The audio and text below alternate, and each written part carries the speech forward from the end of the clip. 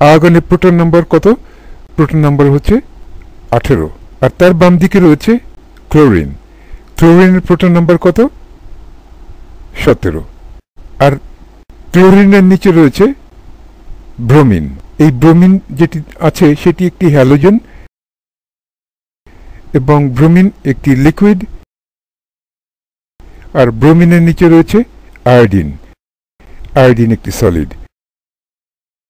তাহলে ফ্লোরিন আর ক্লোরিন এ দুটি হ্যালোজেন, এটি গ্যাস অবস্থায় থাকে, গ্যাসিয়াস অবস্থায় থাকে। আর ব্রোমিন থাকে লিকুইড আর আয়োডিন থাকে সলিড। তাহলে আমরা চারটি হ্যালোজেনের চারটি সদস্যের আমরা জানলাম যে ফ্লোরিন এবং ক্লোরিন যেটি নিয়ন এবং আর্গনের পাশে রয়েছে, একটি ফ্লোরিনে একটি ইলেকট্রন পেলে তখন সে নিয়নের কনফিগারেশন নেবে, নিয়নের ইলেকট্রনিক কনফিগারেশন। আর ক্লোরিন নেবে আর্গনের কনফিগারেশন।